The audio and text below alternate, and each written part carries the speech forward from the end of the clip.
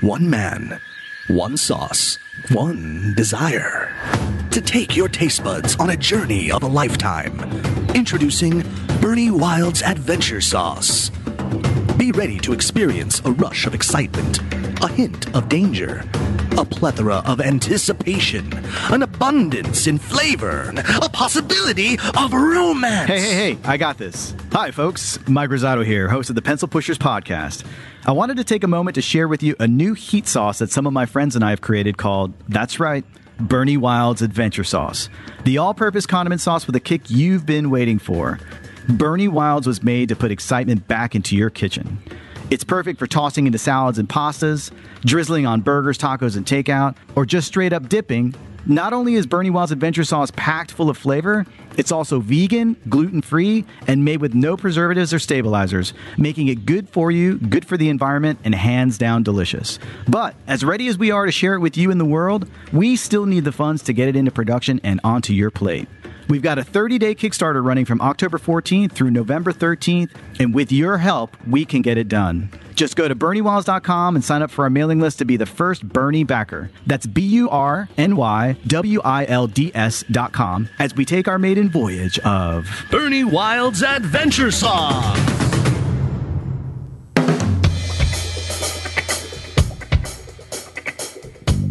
You are listening to the North Carolina Food and Beverage Podcast. Thank you for downloading and subscribing. Coming to you virtually live from high atop the historic Raleigh building in beautiful downtown Raleigh. The NCF&B takes the listener behind the scenes to tell the stories of the people that contribute to the creation of the food and beverage community of North Carolina. And now, the misfits in the dish pit, the faces of the front. They are Max Trujillo and Matthew Weiss. Hello, and thank you for listening to the North Carolina Food and Beverage Podcast. I am your co-host, Max Trujillo. And I am your co-host, Matthew Weiss. And in studio today, we have the new owner of Bloomsbury Bistro right here in Raleigh, North Carolina, a staple of this place. And we have industry veteran who has got his comeuppance, Mr. Stephen Koster. Hey, thanks. Great to be here.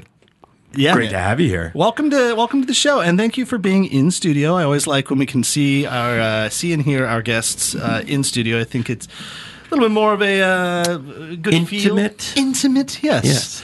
I was laughing because see if we did this on Zoom, I wouldn't have seen you air drum the opening intro to the song, which was a pretty good air drum. Thank you. I've been working on it. I'm a long-time listener, first-time caller. and I think what helped, and I'll say also what's nice is in the studio is we are enjoying some fresh coffee, some fresh cold brew, which was hooked up for us for the NCF&B pod by Max's boss. Yes, Felicia Trujillo of Food Scene. We're talking about Boss Coffee, which is it's not a North Carolina brand, but there's a little bit of a connection to North Carolina. Boss Coffee is a Japanese product. It is flash brewed, which is crazy. That's like where you get the coffee super hot and then immediately freeze it or get it cold to kind of preserve all of the flavors and the texture. But Boss Coffee, it's available only on Amazon. You guys have heard that. It's not a river. It's a website.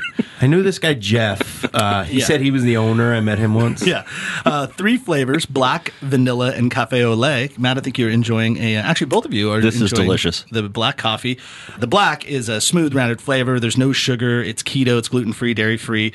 And because you're listening to it on the North Carolina Food and Beverage Podcast, you can put in a promo code when you go to the Amazon window, put in NCFB Podcast, and you get 10% off. So get a little discount there for your coffee.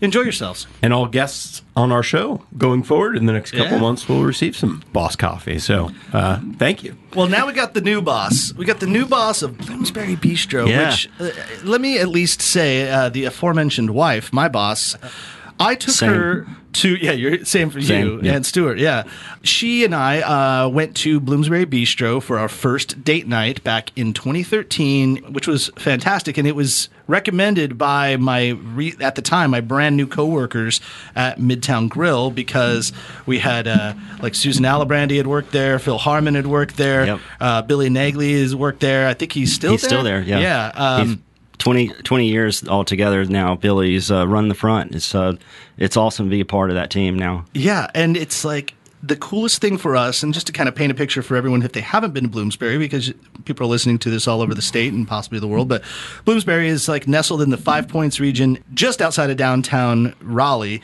but it's known as just this kind of central locals kind of fine dining restaurant neighborhoody. The whole city's sort of been supporting for 25 years, and it's just that's, I think, one of the things that I didn't anticipate in so many ways is just the outpouring of love and support that we've seen in the past few weeks. It's just been amazing.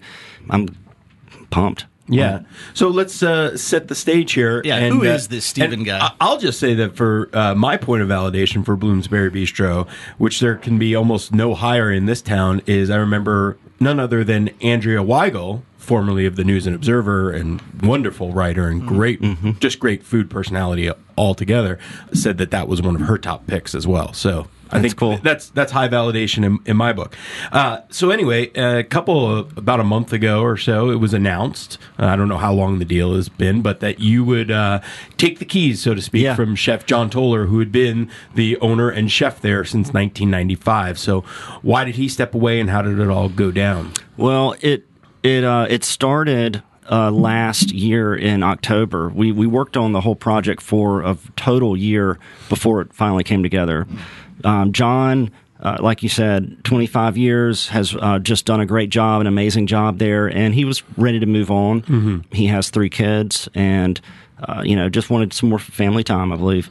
So we started the conversation back in October of last year, and through all of the special fun things that have happened over the past 6 or 8 months that we can all appreciate. Yeah, it took a while for us, and we just stuck to it. There's a couple of moments definitely where we had to do a gut check and say, man, is this really what we want to do? Is the industry on fire? Are we all going to die? What's going to happen? Yeah. So I think at some point back in May, we said to myself, me and my wife and I, your wife and I, and yourself. Yes. Yeah. We all said, we're going to fucking do this. This is what we're doing. Yeah. And we love the place. Kind of like you said, y'all's story is sort of similar to ours. We both worked at 42nd Street Oyster Bar, my wife and I, back in the day, and another Raleigh staple restaurant. It was like the only place to go, from what I hear, back in the day. Yeah, before Glenwood South, there was 42nd Street. Then Glenwood South really just kind of grew up around it. Yeah. So we were wanting to go out somewhere on a date, and a good friend of ours, Derek Sides. Oh, yeah. Raider fan. Yeah. Derek and I saw the very last Oakland Raider game last year. All of our families in Oakland. Nice. Good dude. Very good dude. And Christy, they are good friends. And I remember Derek saying to me, have you ever been to Bloomsbury Bistro? And this was probably in like 98 or something. And I was like, no, you got to go check it out. So we went, and it just blew me away in the sense that it's approachable, fine dining, and it wasn't pretentious or frilly or stuffy, too stuffy. So that was where it started for us, and just kind of fell in love with it. And we ended up having dates there. We had our rehearsal dinner party there, and it just was an anniversary spot for us, and we fell in love with it. And that was 20 years ago. And I think that speaks volumes, because I think wherever you have your rehearsal dinner, like your wedding food is your wedding food, and often it's like banquet food, and you sometimes just kind of throw your hands up and like, it's going to be banquet food and we're just going to deal with it, and like the party's going to be the fun. But your rehearsal dinner is small and intimate, and you're like, oh, this is where our favorite place is going to be. That's why I made a toast and embarrassed Matt in front of his entire family at your wedding. I don't think you could possibly embarrass. It'd be hard to embarrass me. Not impossible, but I don't think I'm you're not going to say it on the podcast, but don't you say, remember what told us the test? Yes, I remember the things you said. I think you embarrassed Sarah, but not me. My rehearsal dinner, though, was like nothing to write home about. We just went to Buca di Beppo, which is like I remember the that most place. Generic Italian restaurant. Yeah, it's like the equivalent out here of Carrabba's. Yeah, it's like kinda Carrabba's yeah. or Olive Garden or something like that. But it's like you order one plate of spaghetti and it'll feed 16 people. Right. And I'm not kidding. Like it literally is a massive trough of spaghetti. And I remember we all were going home with like big tinfoil bags and we're like, oh, we're going to have this later. We never had any of it. We just threw it all away. Never? Wow. I was like, what are you going to do? We had wedding food the next night and then we went to Spain for 2 weeks. Yeah. To be fair, you were not the culinarian, if that's I can use that word, that you are now. You're more like the artist, musician, actor. I still worked for Wolfgang at that time. Like, I still did give a shit, but I also had no money, so Buca de Beppo. Well, there you go. Buca de Beppo. We got to get in a little bit more. I was just remarking to Matt before you walked in, Stephen, that like I think we are, and you just said it too. We're all kind of kindred spirits. Like I think we're all about the same age. For one, I think just looking at your LinkedIn, that we all like with your college years and all, and really that we've all been doing this restaurant industry for really the same time. So our point of view is very similar, I would say, though just coming from different regions. But yeah, you cut your teeth in the restaurant industry at 42nd Street Oyster Bar, but then you also helped a lot with the Cowfish, That's something that we haven't talked about on the show, but is a wildly successful business, not only in Raleigh, but in Charlotte. You guys have moved out to there's like in Orlando at the Universal City Walk, I think. And then I think that's it now. I believe they're just those. But Atlanta doesn't it? No. Okay. No, and that's gone, and the Birmingham store is gone too. So they've Was this just all like part of COVID kind of collapse, or probably partly COVID, and then just growth? Growth problems, not being strategic about where to go. I think it was just a big leap from the Triangle, Charlotte area down to Birmingham and Atlanta. It sounds like the right thing, but when you really try to put people into those positions that are so far away from home and the home base, it's really hard unless you have just a tremendous amount of capital to put behind it. So because I remember talking with you at those times, and I was trying to get some wine into Cowfish, and you had a couple of different roles there. You were going back and forth between being a managing operator, a director of operations, to back to general manager, to back to DO. I had like 5 or 6 titles while I was there. And traveling, and it's funny that you mentioned that Chef Toler wanted to get out of the business because he has young kids, because you have young kids as well. You have 2 or 3. Two little boys, 6 and 9, Yeah. And so I mean, take us into that, because we never really talk about a director of operations and somebody that's flying, but that's a huge part of this business, especially when you're trying to grow as a corporation. Yeah, and it seems like, I mean, on paper, it might seem like it makes sense, but when I think the missing link there is the people, and if you don't have the people signed up and fulfilling all the basic necessities of running a restaurant, then it doesn't work, no matter how good the concept is, no matter how smart and cool and hip it is. If you don't have the right people in the right places behind it, it's all for nothing. So talk to me about that for a second, because theoretically, Charlotte and Raleigh are 2 different markets, 2 different places. You don't have the same people running it. But those were and for those that are listening that don't know, so Cowfish is a sushi and burger bar. That's right. Sushi and burger spot. Very high concept. Almost sounds like it wouldn't work, but yet it works. Like, exactly. It's really cool. And that's the beauty of it. Is it works because at first you're like, that doesn't make sense. You're not supposed to put those 2 things together. And then your other side is like, well, damn it, I like both of those things really, really a lot. And so that's where it works, Yeah. So then get to me about the people, because arguably, I mean, I suppose, yes, you could have somebody driving back and forth between Charlotte and Raleigh, but that's a 2-hour and 45-minute drive, right? With no traffic. So So like, how did those work? And then just, I don't know, just for my own, I guess, education, like, how did it not work elsewhere? Well, I think just that distance. I mean, not being able to pop over, and do a day trip and be able to run down to Atlanta. I mean, that's 6 hours. Birmingham, man. Birmingham from Raleigh, I did that. I burnt the road up. I flew down there a bunch. And, it's just the logistics of getting down there, getting transportation, wasting time in airports and baggage claim and stuff like that when I could be on the floor and really affecting service or in the kitchen. That's just, it just doesn't work that well if unless you have the resources to really make it work. That's the thing I've noticed. Just I've been a manager most of my professional career, and I know what needs to happen while I'm on the floor. And I try to, I think the most important thing, you tell me if I'm wrong or agree or disagree, but I like to take new hires, and it doesn't always happen because of time and just schedule and the way it works, but when the moment is right, I like to take a new hire and have an orientation where it's just me and that person, undivided attention.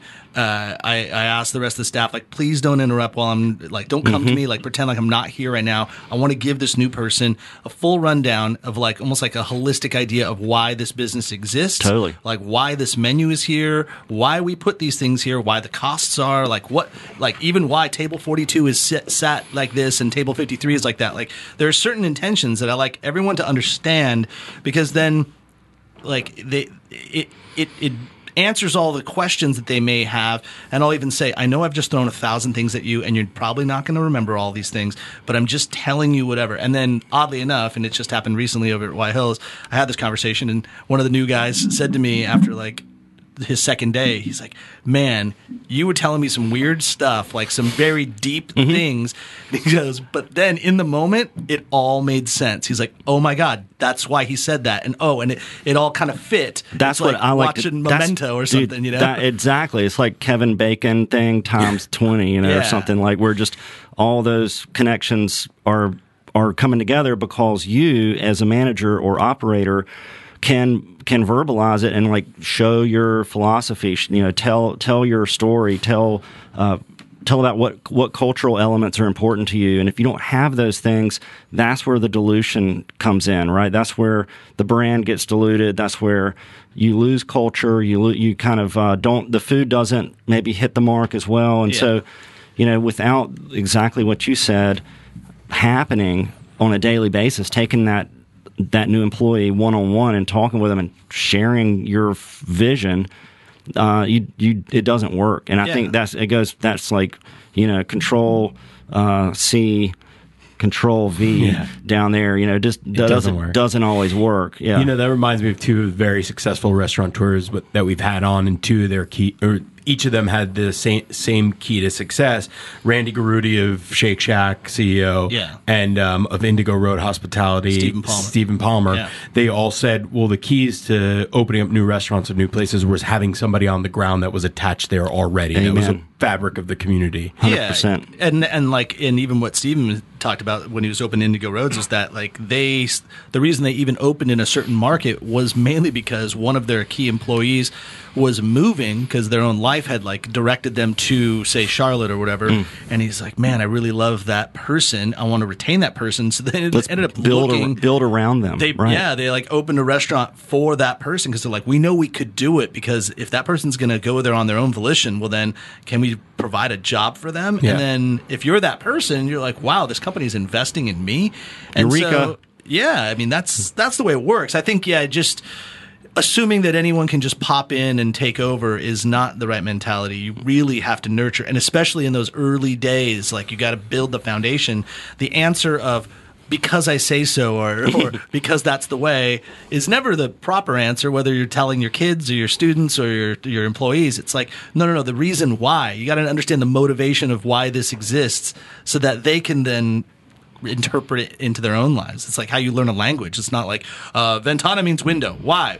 Because it is. Yeah. It's like, well, no, if you get to the root word of, like, you start understanding what that means, and you're like, oh, okay, now I understand why that word means that, or why it means. You have to get into the psyche of a person and just and let them feel it, as opposed to just being talked to. Totally. Yeah. So with 42nd Street, when I was there, the reasons that I left was to go get on board with Cowfish. Okay. And the Cowfish Charlotte store had been open for about a year at that time, and my wife and I and our 6-month-old and our lab packed up, rolled down to Charlotte, went into an apartment, stayed there for a year while we didn't know what was going to happen with the brand. And so we just kind of put our faith into it and loved it, and it was fun. It was a great journey for us. Yeah. We during that time we were there, the company decided to open the Raleigh store, and so we had rented our house here in Raleigh,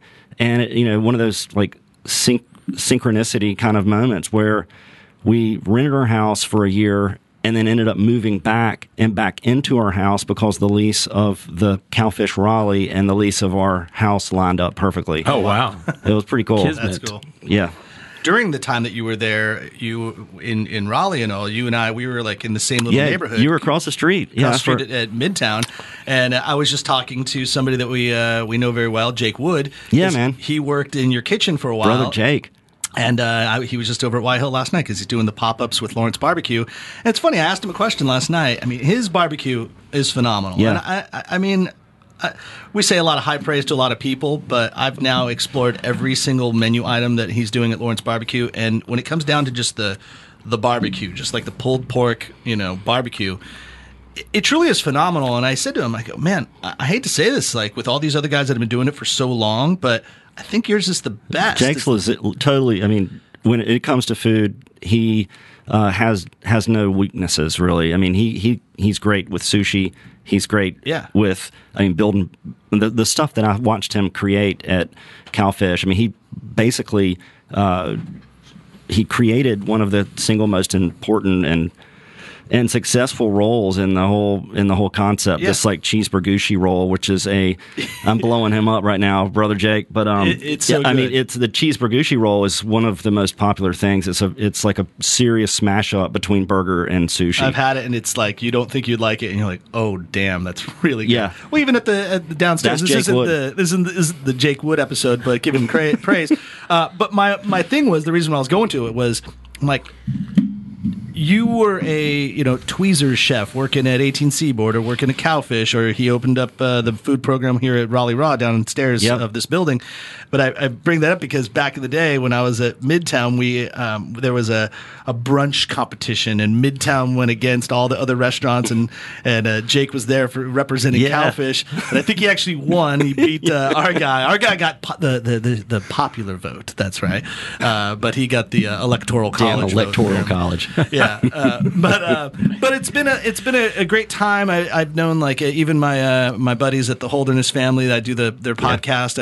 I edit and produce that show. I know they're huge fans. They come to there, like that's their date night place. That's where they go. Yeah, and it's kind of an iconic new spot. So you did all of that. You've done many things there, but then now you make this big move. I mean, you didn't own any of these businesses before, and this is where I feel this kindred spirit too. Because I haven't owned any business. Matt hasn't owned any businesses. Like we own the NCF&B podcast as a business, but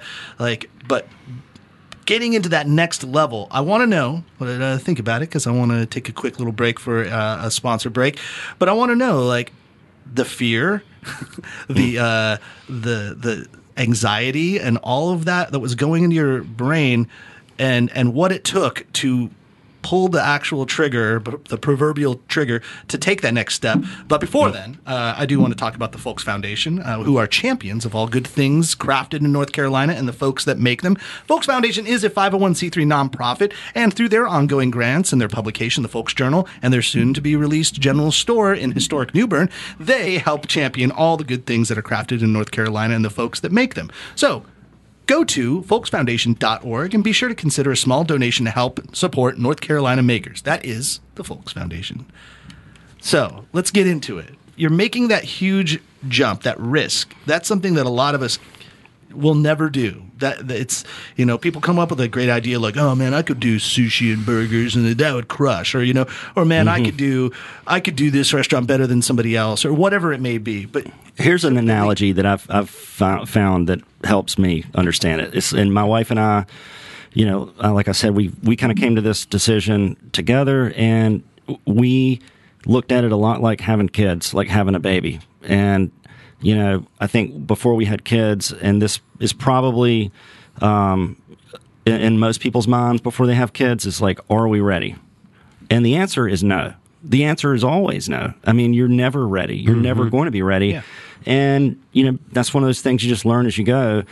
And that's the way we approached this decision too, because it does defy logic. It's not necessarily, it isn't logical really, because it's super risky, but we love it. And I love making people happy in this setting in a restaurant. That's what it boils down to for me, is that I get immense gratification from making people happy with food and beverage and service and hospitality, and that's it, and even with all the stuff that's happened this past year, it just makes it amplified even more. I think that's another thing that we thought about is, people are going to continue to get married. People are going to continue to have birthdays. People are going to celebrate anniversaries. People are going to go and celebrate life and be out. And I don't care what apocalyptic circumstance that you can dream up. People are going to ultimately come back together and celebrate life and themselves and all of that. So that's kind of, I know it's like super spiritual sounding, but that's where we are, man. I mean, I think to further that same point is like, this is what you do. You run restaurants, you do hospitality, and so it's like you kind of almost. It's the way I think is like I've resolved in my life that this is what I'm going to do. So if I'm going to do it, how about I do it on my own terms and like do it the way I should do it? Mm-hmm. And so those are like next steps. Maybe Matt can interview me at some point when we actually open the thing that I'm trying to open. But when you're gonna spend the time opening this door and wiping down these menus and updating the menus and hiring employees and all that. So you might as well just do it for yourself. Now, getting into the business side of it, it's all well and nice and go, oh yeah, cool. Well, then now you own this restaurant. But maybe this is like too personal to ask. But like, did you pay for this restaurant? Did you buy it yourself? Do you have investors? Nope, just us. You just did it. We just did it. Saved up? Did you get a loan? We saved up. Yeah, saved up, rolled some dice, and we just scraped and used every bit of equity we could to move it forward. And it's frightening, but we've got credit cards on it right now on some things. I mean, my ABC order, our bar is stocked due to my Chase card. Yeah. But Thank you, JP Morgan Chase. Yeah, exactly. He's my investor.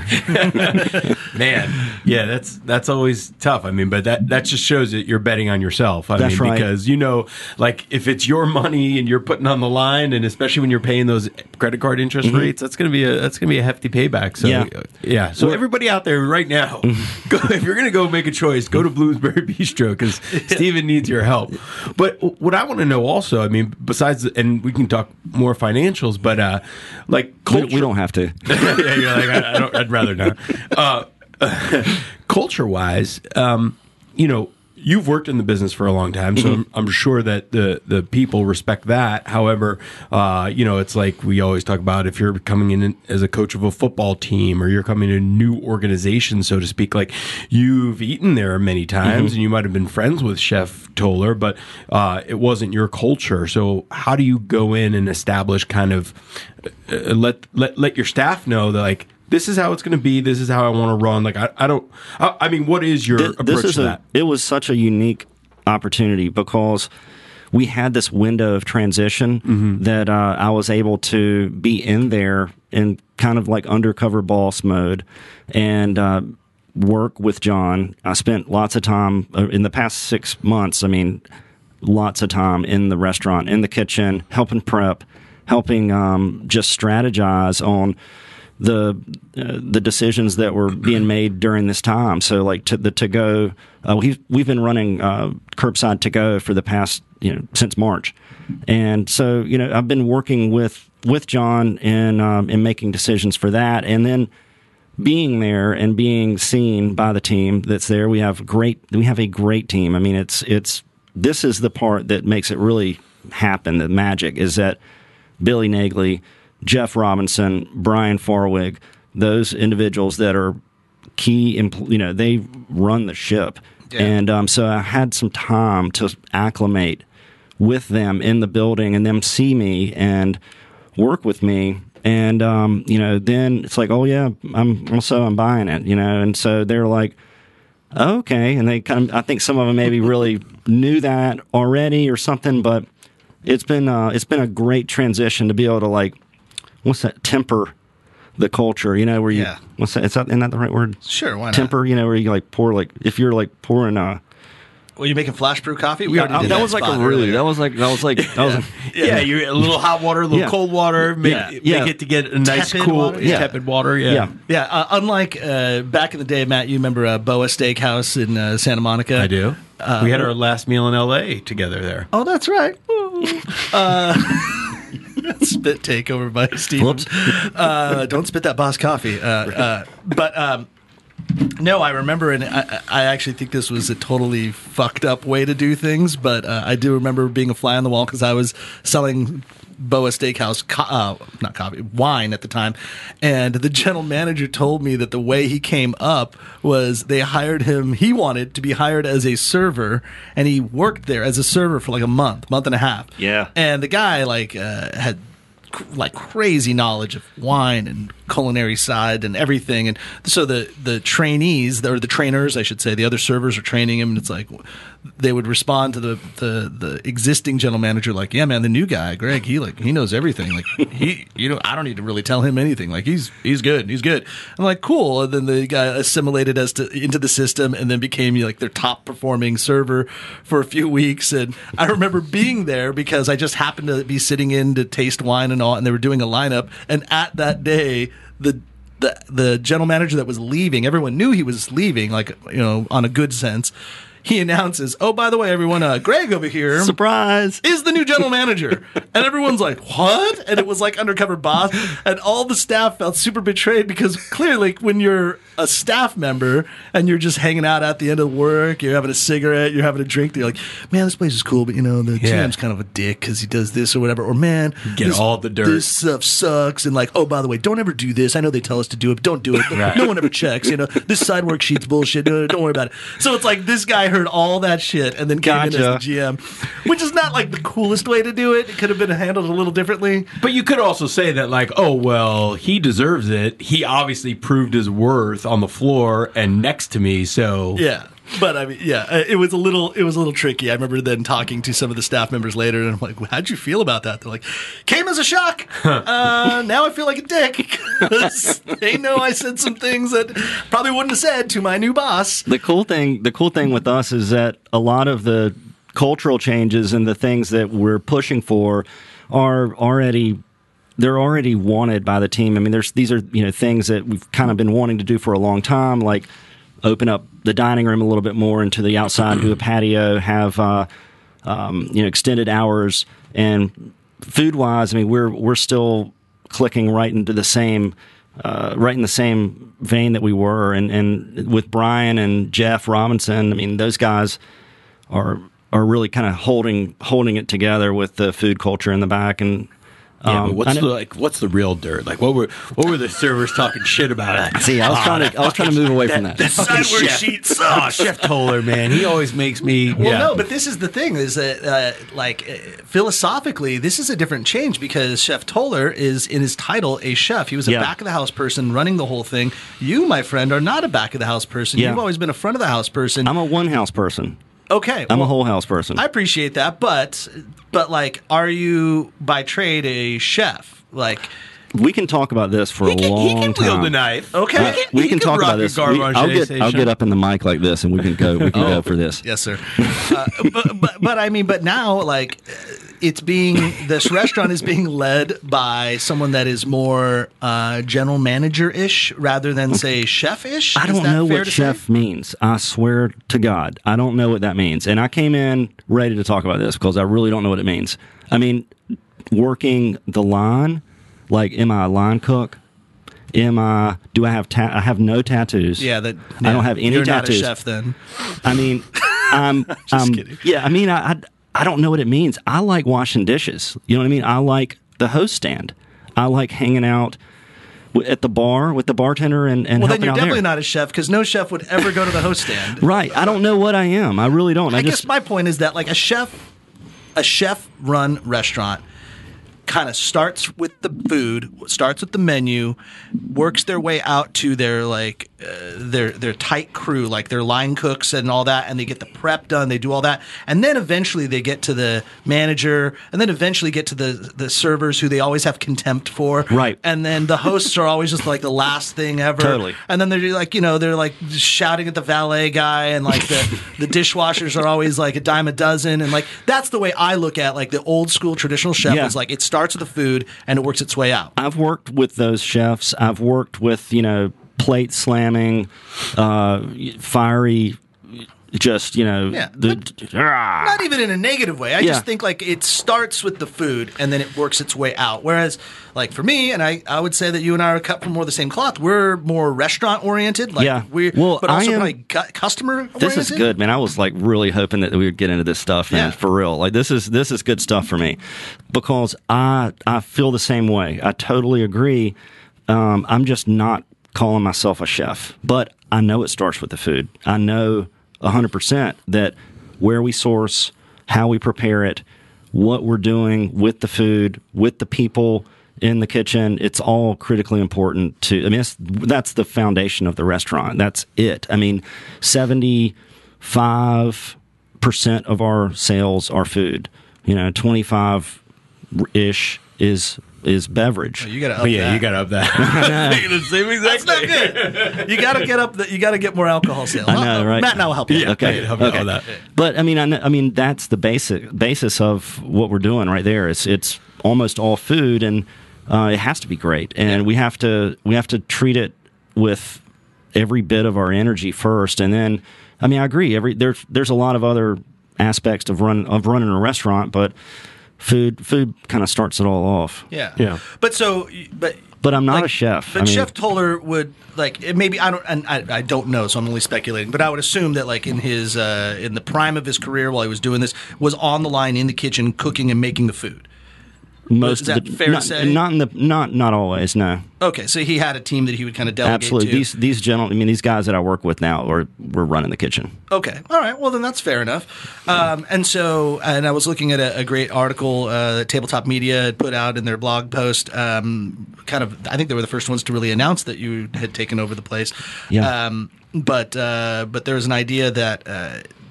You're going to go back and do like kind of somewhat of a retrospective of a lot of Toler's classic famous dishes. Yeah. This is just a really dumb way to parallel it, but it is almost kind of like when like the new lead singer of Journey comes in, and now they're not going to write any new songs. It's like, Rolling Stones are coming out. Here's a new tune. No, just play Brown Sugar. That's all we want. Like, I think it's more AC/DC. Like they're going to play the old hits, but they're going to write some new ones too. Yeah, but they're still all the same members. So I would go more akin to like Sammy Hagar, Van Halen versus Diamond Dave. You had to go there. It's a sad moment. Timely reference. It is what it is. I'm sorry. Yeah. Unpopular opinion. I prefer Van Hagar. I do too. Yeah. I honestly do. I think it's more because of my generation. Me too. Our generation is like that's when they hit. Those songs hit. Absolutely. When we were teenagers. Yeah. So now you're Sammy Hagar running this thing, which is actually a really good example because Hagar was much more like pop, more like ear pleasing, you know, to like the general mass public, as opposed to David Lee Roth doing some really odd, funky, weird kind of. Many would say maybe the more creative type, like back in the day. It's those high kicks. What was Jump? Was that was David Lee Roth? That was Roth. David Lee Roth. Yeah. It was the kicks. It was the scissor kicks and all his karate background. I would love to see John Toler do a scissor kick. So you're going to do some of the Hall old stuff. Fame menu items. We're bringing some new stuff too to the table. We have some steam buns on the menu right now that are fantastic. Yeah.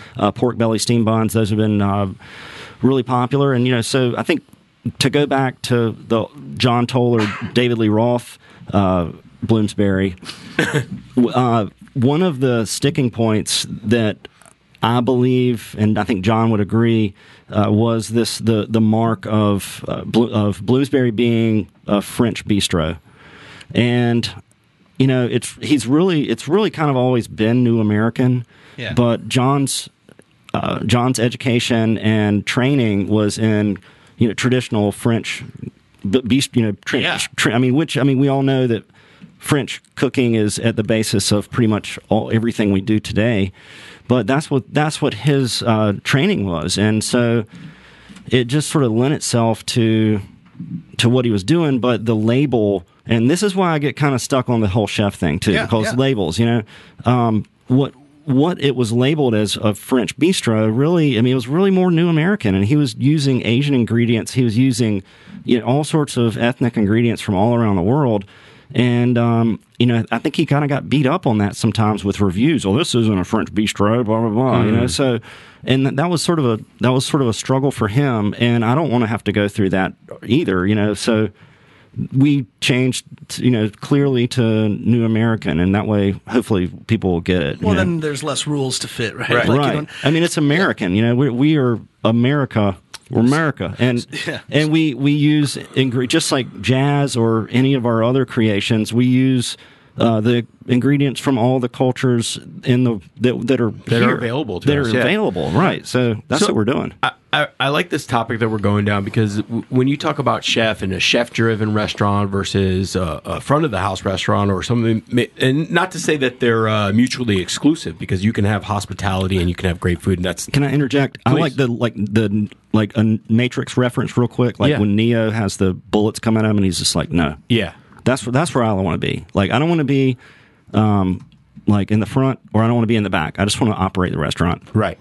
So, but here's the thing, especially as an owner, today, from marketing wise, and I'm going to let the listeners behind the scene a little bit, and you can tell me if you're comfortable with it or not. But marketing wise, chefs are celebrities. And when you have a celebrity chef that's well known and speaks well and perhaps is good looking or attractive, that helps. Sure. That helps bring people to your restaurant, and you need people in butts in the seats buying food, buying wine, buying drinks. So Jeff Robinson is now the head chef. Now, candidly, we talked about it. Jeff was supposed to be on, and he's super busy, so that's part of it. But I think also you revealed to me that he's a little microphone shy, which is fine, totally understandable. So going forward, I feel like that could be a challenge that you don't have somebody. So it's always going to be like there's no gem to come here. It's like, well, maybe you're the gem. So I'm just saying, like, marketing wise, and maybe that's a question for tabletop media, that presents a little bit of an obstacle, I think. You might be right, and I think back in March and April and May, my wife and I thought about that, and we again just bet on ourselves and bet that what we know and what we're doing, what we're going to do with this restaurant, will carry us through any marketing person's problems, or whatever their hang up is. I don't know. I mean, I think we'll just hopefully get to meet that person and convince them that we're putting out great food and great service, and that I have an eye for both of those things. Well, it's an interesting part, and actually it totally works with the Van Halen metaphor. Sorry, all you millennials are like, what the hell are you talking about? What is Van Halen? It's an awesome band. Open your Spotify, click, this is Van Halen, and kill. Where would you start? 8 hours. Where would you have somebody start? Van Halen 1. Unchained, or Van Halen 1, okay. Van Halen 1, the first album. Like, that's where you should always. It's a novel. It's a whole thing. Go there, but then, and I like For All the Awful Carnal Knowledge. That's a cool album. Anyhow. 5150 for me. There you go. All right. But the funny part is what we're saying, we were kidding around that, like, okay, the lead singer changed, right, and went through. But who are we talking about when we talk about Van Halen? We're talking about Eddie Van Halen. He was the guitarist, right? He was the secondary person, so to speak, when it comes to the marketing side. That's right. If you watch Almost Famous, right, they're touring around. Such a great thing. It's all happening. But the guitarist was the spokesperson. Flea from the Red Hot Chili Peppers was kind of like the main person you think of when you think of the Chili Peppers. I don't know about that. Oh, come on. But no, but even Joe Perry and Steven Tyler. Joe Perry was always in the limelight with Steven Tyler. What my point is, it's kind of like, whoever is the one that wants to raise their hand and be the person that represents, as long as they have that star power, that charisma, whatever, then that's the role. That's the person. In the movie Almost Famous, like, the lead singer, Jason Lee, was always getting, like, put to the side because he just wasn't likable. He just wasn't. He didn't have to. But, like, at the same time, they had a guitarist who was the gregarious, outgoing, good-looking. I think what you're going for is Bono and the Edge. Sure. Yeah, but Bono still is, like, a major part of that. So, like, think about bands where, like, the lead singer wasn't the main focus, So But in this scenario, I'd say that, Stephen, you're more than welcome, like with your experience and the things that you've done and your confidence in this business, you can essentially be like the leader of this ship. You can be the guitarist can be the leader, and in this parallel, like the Phil Collins sings and plays the drums, for Christ's sake. I mean, come on.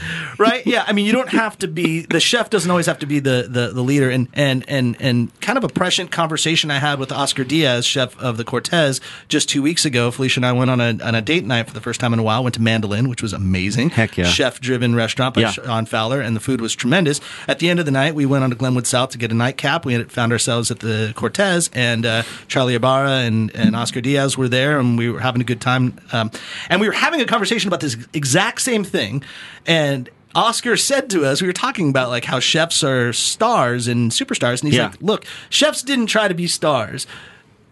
Media made chefs stars because they needed a way to like push their product, and like they needed a way to promote it. And he's like, we've just been cooks. Like we just made food, and it didn't hurt, as you mentioned, Matt, if you were good looking or you were gregarious, you could speak well. That didn't hurt, but it also wasn't necessary to make the food. I worked pantry Saturday night, by the way. I mean, I worked that station all night the past 2 Saturdays. So nice. I mean, if I've got to like, I mean, if you're worried about it, come in and you can just stand right next to the oven and watch me plate up Caesar salads and all that stuff. I feel like, again, I feel similar to you too. It's like I don't mind. I mean, my bar manager was watching me chop apples the other day. Yesterday, he's like, "You're really good with a knife." I'm like, "Yeah, this is the same idiot that couldn't use a mandolin the other day, and I cut the tip of my finger off." But every chef has cut the tip of their finger off. Everybody a mandolin, knows that thing is so dangerous.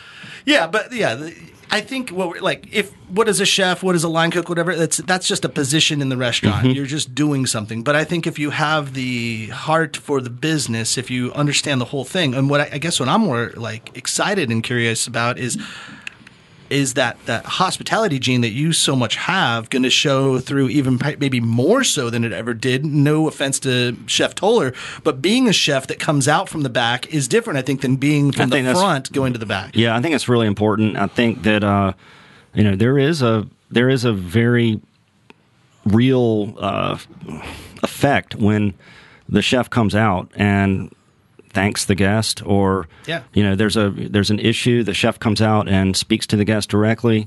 It has a very powerful impact. I mean, you just know that person is intimately connected with your food and making it happen. So I think that's something that we have to do. And I think, God, this is fun, man. Actually, I really didn't know how this is going to go, but this is really fun. I feel like we're getting deep down the rabbit hole. This is cool. I like it. So, okay, are you then going to create a new dish? Like, will you, Stephen Koster, have your own dish? Like, will you say, this is something that I've kind of played around with on my own. I like these flavors. I want to do this. Let's do this as a menu item. Definitely. Call it guitar licks. Yeah. Oh, you ate one too? Oh! Yeah, that's for the kids. There is a world where you may have designed a menu item that makes it on we've definitely done that. I mean, I prefer to work as like a collaborative sort of effort with Jeff and Brian. I'll say, I kind of had an idea to do something with flounder with like a brown butter. I mean, it's a simple dish, right? I mean, caper, brown butter, Meunier.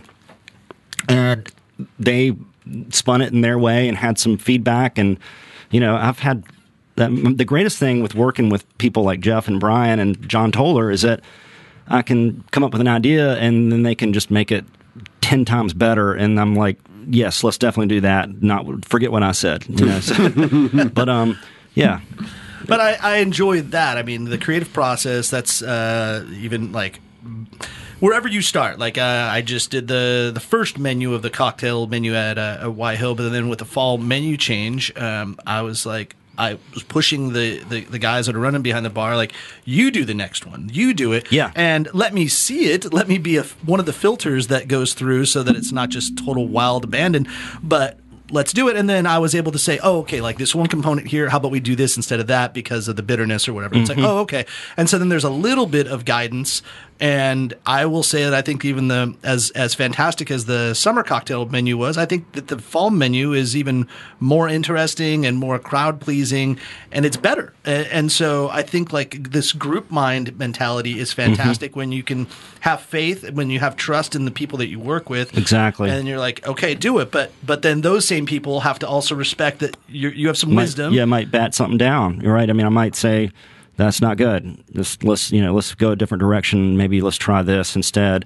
And some things that we've put on the menu that I feel like we've done a good job with, we weren't expected to really be a strong hit. So yeah, it's a collaboration. I feel like that's the way it works best. The whole like iron fist, this was my way kind of situation is just not good. I believe, and this is based on all of my experience at other places, is that when you find somebody good, you have a great person that is in their position and good at what they do, let them do their job. Get out of their way and let them work. Let them do what they do best. I mean, put great people in place and then let them do it, right? Yeah.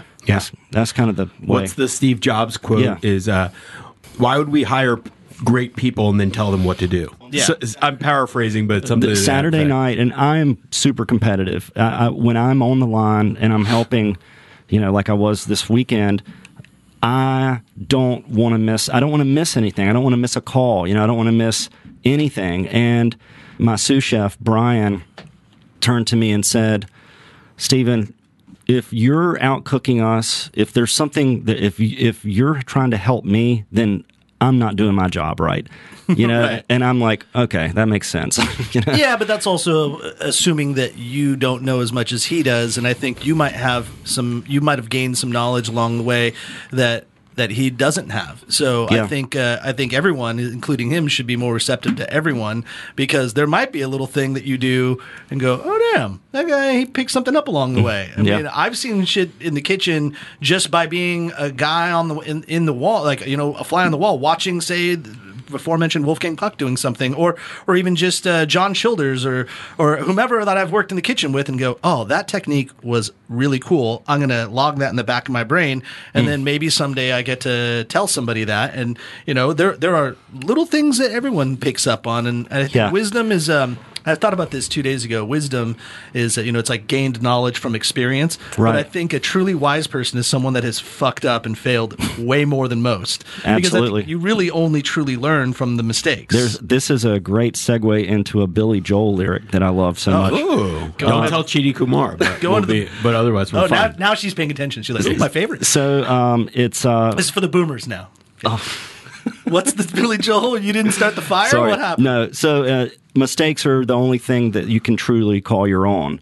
Everybody wants to help. Everybody wants to take credit for your successes. If you are succeeding in something, everybody is going to be like, I helped him get there. I was a part of that. I was a part of that win. Yeah. But if you fail, it's like party of one. That's the party of one. Nobody right? wants. Nobody wants. But "Second Wind" is the name of the song, the Billy Joel song. Oh yeah. On second wind comes along. Yeah. But this is the worst part of the episode right now. Sorry, I need my keyboard. We'll get it in there. Hey, borrow Max's keyboard right there. But that makes sense. Yeah, and I love that though. I mean, every time that you screw something up, you're just like, oh, like actually, I forgot to put an ingredient in one of the batch cocktails we have, and I remembered it while I was on vacation this weekend, and I'm like, oh shit, I forgot to put the orange peels in the batched sangria, and then. Funny enough, our bar manager, Zach, who was just on the last week's episode with AMB Brewing, he's like, man, this sangria was even better than the first. Well, I was just going to say, I know from my wine order that the sangria sold out this weekend. It was crazy. Yeah. And I was like, I forgot to put that in. He's like, maybe we don't do that again. I'm like, yeah. So I made the next batch with the mistake by not putting the orange peel in. I think the orange peel added in the soaking of it added too much bitterness, and the fruit or the wine itself already had, like with the tannin, you don't need the double tannin, you know? And you can do a fresh orange expression at the end to get that orange feel, but you didn't need it in the soaking, you know, in the immersion. So it was like, made a mistake. Actually, was fantastic. My like reluctance to be great at the fine details helped. The mistake helped the final product. Keep fucking up, Max. Good job. I will. 10-4. All right.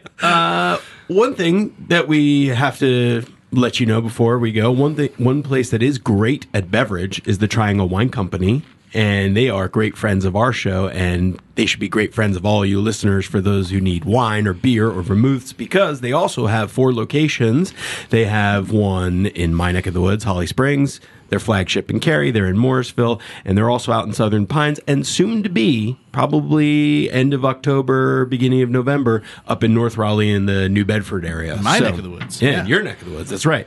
And so you can get wines from all around the world, great local beer selections, vermouths, and if you use the NCFB promo code, you will get a nice discount. Also, they do delivery, so go to trianglewineco.com, and also, if you want a curbside delivery, they'll do that as well.